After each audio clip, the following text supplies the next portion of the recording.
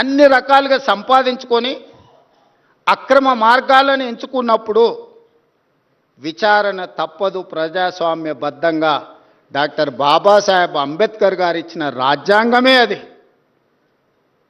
ఒకసారి హోదాకు వస్తే ఏ నేరాలు చేసినా ఆ నేరాలను విచారించకూడదని ఎక్కడా లేదు. సిబు సోరెన్ గారు ఎంత కొట్లాడిండ్రు. సిబు సోరెన్ లేకపోతే ఆ రాష్ట్రం వస్తుండేనా? వారు విచారణను ఎదుర్కోలేదా? లేదా అధికారంలో ఉన్నప్పుడు పాల్పడిన కొన్ని తప్పిదాలకు లాలూ ప్రసాద్ గారు, జయలలిత గారు, లేకపోతే యడ్యూరప్ప కర్ణాటక ముఖ్యమంత్రి గారు పెద్ద పెద్ద రాష్ట్రాలకే ముఖ్యమంత్రులుగా బాధ్యతలు నిర్వహించారు కదా, వాళ్ళు విచారణను ఎదుర్కోలేదా?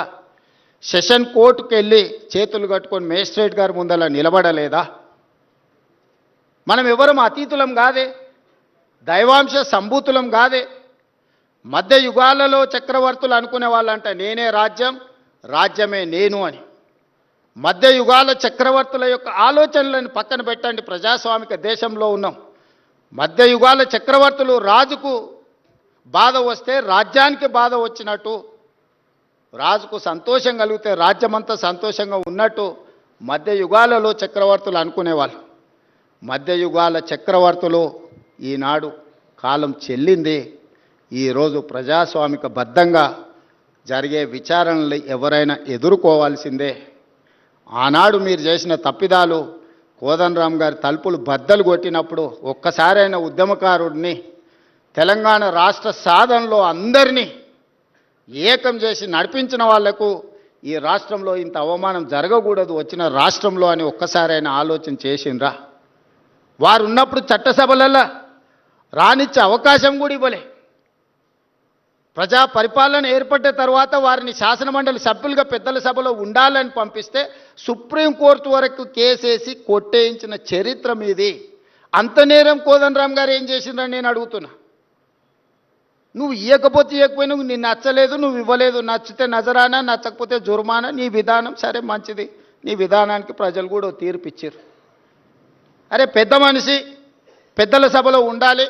మాలాంటి యువకులకు వారు ప్రజల నుంచి నిత్యం ప్రజల మధ్యలో ఉంటారు, ప్రజల నుంచి సమస్యలు తెలుసుకుంటారు, వాటిని చట్టసభలలో ప్రస్తావిస్తే ఆ సమస్యలు పరిష్కరించవచ్చని ఒక మంచి ఆలోచనతోని వారిని పెద్దల సభకు తీసుకొస్తే, ఆ తీసుకొచ్చిన పెద్దల సభలోకి తెచ్చిన అంశాన్ని కూడా సుప్రీంకోర్టు వరకు కేసులేసి కొట్లాడి కొట్టేయించాల్సినంత తప్పిదం ప్రొఫెసర్ కోదండరామ్ గారు ఏం చేసిండ్రని నేను ఈ వేదిక మీద నుంచి అడుగుతున్నా. ఇలాంటి విషయాలు ఎన్నో మన సమాజంలో ఉన్నాయి. అందుకే కమ్యూనిస్టు సోదరులని మీరు పోరాటాలు చేసిండ్రు, మీరు నినాదాలు ఇచ్చిండ్రు. మీరు చేసిన పోరాటాలకు, మీరు ఇచ్చిన నినాదాలకు చట్టబద్ధత చేసింది కాంగ్రెస్ పార్టీ. రైతు కూలీ సంఘాలు పెట్టి హక్కుల కోసం మీరు కొట్లాడిరు, కనీస వేతనాల కోసం మీరు కొట్లాడిరు. కనీస వేతన చట్టం కాంగ్రెస్ పార్టీ చేసింది. రైతులు పండించిన పంటకు గిట్టుబాటు ధర ఉండాల్సిందే అని రైతాంగ పోరాటాలు మీరు చేశారు. కనీస మద్దతు ధరను కాంగ్రెస్ పార్టీ చేసింది. దున్నేవాడికే భూమి ఉండాలనే నినాదాన్ని భూమి నుంచి ఆకాశం వరకు మీరు వినిపించారు. అగ్రికల్చర్ సీలింగ్ యాక్ట్ తీసుకొచ్చి పేదలకు భూములు పంచిపెట్టి పట్టాలిచ్చి జాగీర్దారుల దగ్గర, జమీందారుల దగ్గర ఉన్న భూముల లక్షలాది ఎకరాలను సేకరించి ఆ పట్టాలను కాంగ్రెస్ పార్టీ ఇచ్చింది. అడవులలో ఉండే ఆదివాసీలకు అటవీ హక్కుల చట్టం ఉండాలి, వాళ్ళ హక్కులను కాపాడాలి అని మీరు కొట్లాడితే 2006 అటవీ హక్కుల చట్టాన్ని తీసుకొచ్చి పోడు భూముల పట్టాలు 10 లక్షల ఎకరాలకు పంచిపెట్టి చట్టబద్ధత కాంగ్రెస్ పార్టీ కల్పించింది.